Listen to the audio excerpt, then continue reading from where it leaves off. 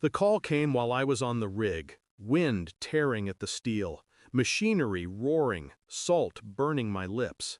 It was my neighbor's voice, trembling, frantic. "The police are here. Your son, he has marks on his neck." I couldn't breathe. Through the static, I heard my boy, small, cracking, terrified, telling an officer, "Mom's boyfriend put the dog's shock collar on me. He kept pressing the button." My hand closed so tight on the radio it cut my palm. The rig manager saw my face. He didn't ask questions, broke protocol. He pointed to the waiting helicopter. "Go. Teach that fool a lesson." They thought I was a worker trapped at sea. They forgot I was a Marine before this. The flight back blurred into silence. But my thoughts weren't quiet. They were sharp, precise. Not just rage, calculation. It wasn't the boyfriend alone. He was just a parasite. The real betrayal had her fingerprints all over it. My wife, my partner, the woman who let that bastard into the house where my son sleeps. I pictured her face when I left for the rig 2 weeks ago. That smile, that casual, "Be safe." Did she already know then? Did she already allow it? The thought cut deeper than the collar ever could. When I landed, I didn't rush to the house. I went to the hospital first. My boy was there, small hands trembling, eyes too old for his years. He clung to me, silent, but the truth was written on his skin. Bruises circling his neck, burns where the metal dug too deep. No Marine training could prepare me for that sight. But I held steady, because someone had to. And behind his pain, I saw hers. Not a mistake, not ignorance, a choice. I didn't confront her, not yet. I slipped back into the house like a ghost. Her perfume hung in the air. His shoes were at the door. They didn't expect me home. I watched, listened. Her laughter floated from the kitchen. His voice answered, casual, familiar.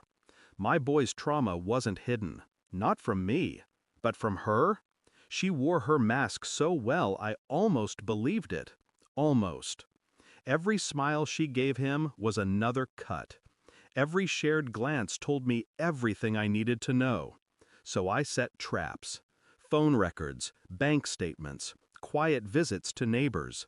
I pieced together the puzzle she thought she hid.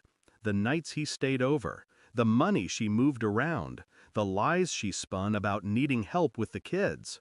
She didn't just betray me, she sold the safety of my son for the comfort of a man who broke him.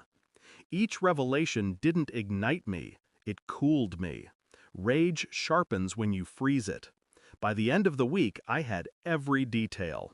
I knew when they met. I knew what they whispered. I knew she let him do it. The evidence lay in a plain envelope.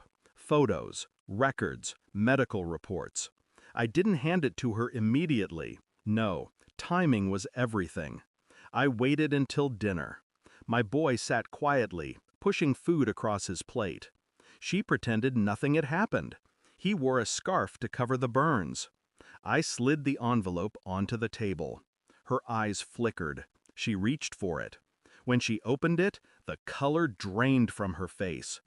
Every secret she thought buried stared back at her in black and white.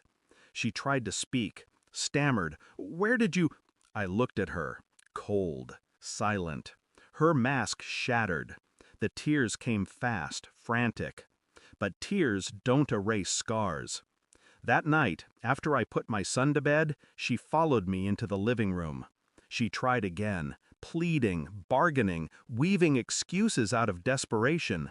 "I didn't know he'd hurt him. I thought it was harmless. I never meant—" I cut through her words with a single sentence. "You let him." She froze. Because the truth doesn't need volume. It only needs precision. I told her the papers were already filed. Custody granted. Her lies dismantled before she even realized the war had begun. I told her the house was mine, that she would walk out with nothing but shame. Her face collapsed. She begged. She reached for me. I stepped back.